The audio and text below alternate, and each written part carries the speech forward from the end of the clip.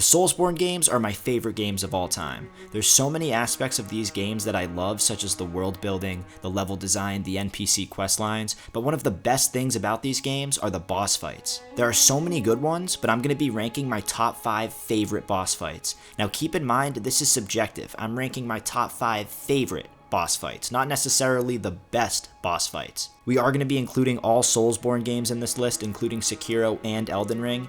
Keep in mind that a lot of these boss fights have some personal significance to me as to why they're my favorite.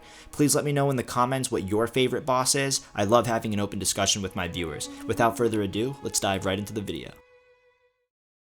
Coming in at number 5, we have Isen the Sword Saint. Now I think Isen is one of the best final bosses in all of gaming history. It's a 4-phase boss fight which is just insanely hard and requires a lot of endurance and prolonged focus, and it's just such a good test of your ability to master the mechanics of the game. I love how it starts off with a weak version of Genichiro that you absolutely wipe the floor with, which just shows you how far you've come in the game and how you started to master the mechanics. And then we fight Isen, and he is insanely tough. He took me so long to beat. I actually had to take a break from the game for a couple of weeks because he was so hard. I have a pretty funny story to tell. So a few years ago, I was dating this girl who was a huge bitch. She was super judgmental of my passion for the Dark Souls games and just like kind of fantasy stuff in general. Like, she thought Game of Thrones was really weird, she thought anime was weird, she thought the Dark Souls games were really weird.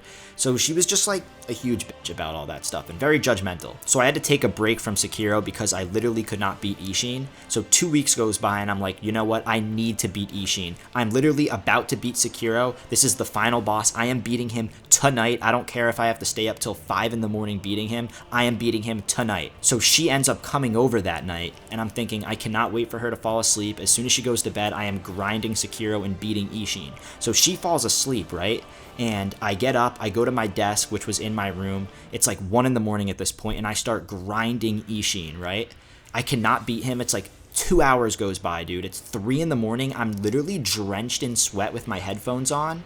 And she wakes up and goes, Tony. And I turn around and I make eye contact with her and I'm just drenched in sweat. I can't even imagine what she was thinking. Like, she probably woke up and like reached over to like touch me, realizes I'm not there, sits up out of bed, and I'm like in the corner of the room in the pitch dark, breathing super heavy, sweating, just playing this fucking Japanese sword fighting game. She was probably like, what the absolute fuck?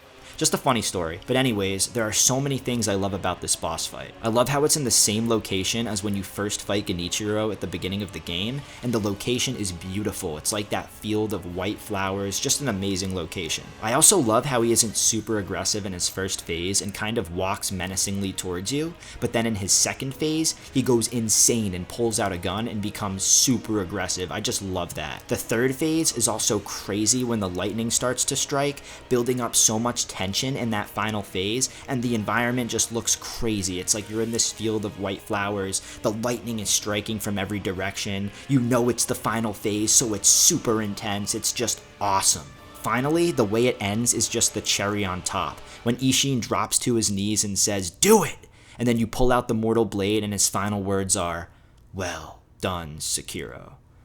I feel like it's the developers literally telling you, great job, you mastered the mechanics of our insanely hard game, congratulations, you won. Just an unreal boss. Coming in at number 4, we have the Abyss Watchers. So as I was approaching the boss room, I started to hear fighting inside and like the clash of swords, and I thought to myself, what the f is going on inside of there? Sounds like there's a giant free-for-all battle, and it sparked so much curiosity inside me, I had no idea what to expect. When I finally went inside and the cutscene happens where you see all the dead bodies of the Abyss Watchers and then you see the 2 of them fighting each other, I was like, holy crap, this is insane. They've all gone mad, they turned on each other, this is crazy. And it was so interesting and cool. And then the boss fight starts and he immediately lunges at you super quickly and starts doing all of these crazy moves.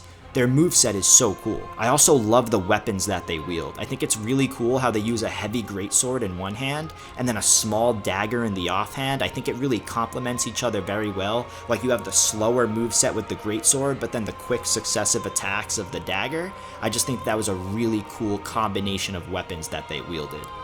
So I'm fighting this guy, and Dark Souls 3 was the second Souls game I had ever played, so I wasn't that good of a player at the time, and I was kind of getting smacked, right? Then all of a sudden, a second Abyss Watcher lunges at me out of nowhere, and I'm like, no way, are you kidding me? So I get killed, and I come back to try again, and I'm really struggling against these two Abyss Watchers. I'm thinking, there's no way I'm beating this. Then all of a sudden, a third Abyss Watcher spawns and starts helping me, and I'm like, no way, this is insane! So it's like a free-for-all battle. It's like a 2-on-2 almost. So like I'm fighting one of the Abyss Watchers, and then across the boss room in the corner of my eye, I see two of them going at it. Just unreal. That has to be one of the coolest moments I've ever experienced in gaming, and it is something I will never forget. Easily one of my favorite boss fights of all time. Coming in at number 3, we have Orphan of Cost. Orphan of Cost is an unreal boss fight. I need to let you know that Bloodborne was my first ever Souls game, so there is going to be a little bit of bias here. I'll never forget the moment I was first introduced to the Souls games, via Bloodborne. I went over to my buddy's house who I hadn't seen in a while, and he was playing Bloodborne when I got there.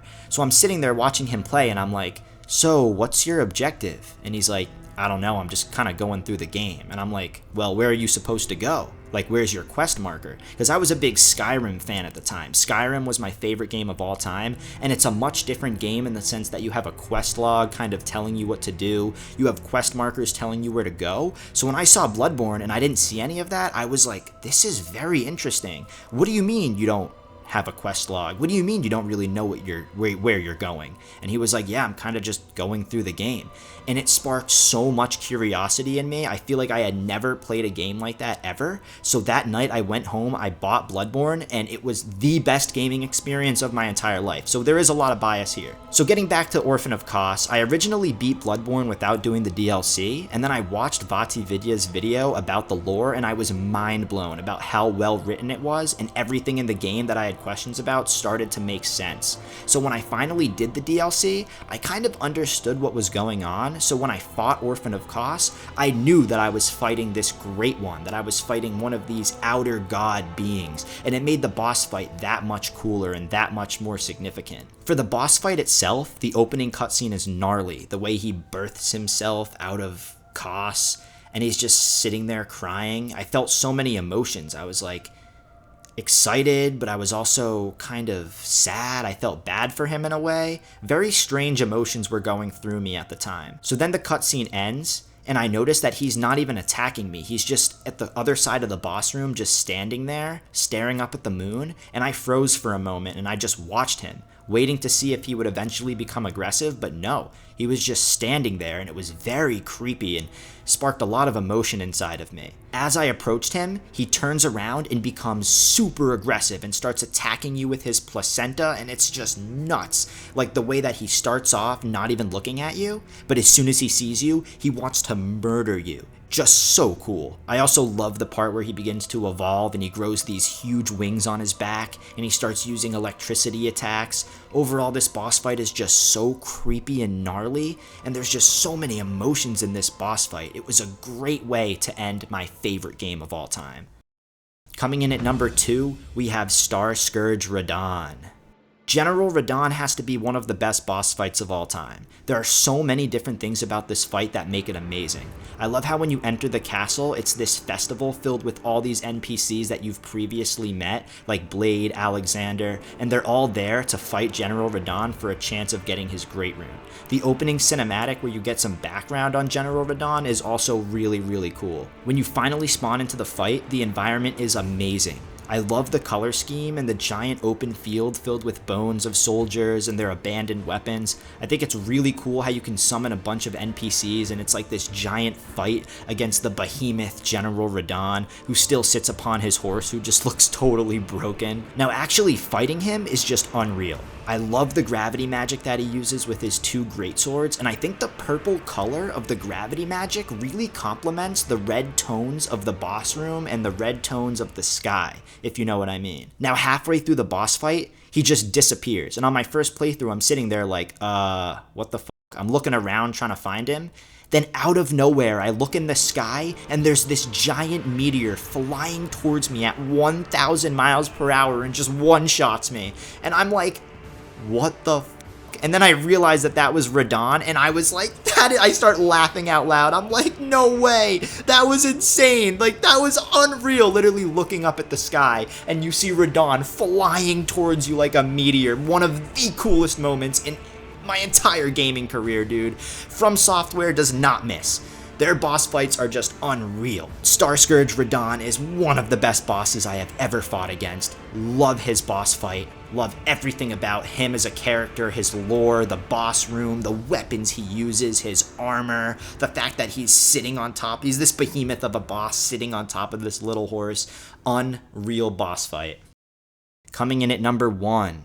Now, this may be an unpopular opinion, but you need to understand that this was my first ever Souls game, and it had a major impact on me. Coming in at number 1, my favorite boss fight of all time, Father Gascoin. Now, I love this boss fight for a multitude of reasons. First of all, the boss room is amazing. I love how it's this creepy graveyard, and the opening cinematic shows Father Gascoin in the distance, just chopping corpses with his hunter axe, and then I love his dialogue as well. I feel like this was the first time that I started to kind of understand what was going on in the story. I interpreted it as he's a hunter of these beasts, but even the hunters begin to turn to beasts, which was then confirmed in his second phase when he fully turns beast form. I also remember finding the little girl in the window and her telling me that her father was a hunter but hasn't returned from the hunt, so her mother went out looking for him. So when his name pops up under his health bar at the beginning of the fight, I was like, no way, this is her father, this is crazy. It was such an awesome moment for me, and it really showed me the power of the indirect storytelling that From Software has mastered in their games. Now, in terms of combat, I had just fought Cleric Beast, right? And I thought that this was such an awesome complement to the Cleric Beast boss fight. It's like they're opposites of each other.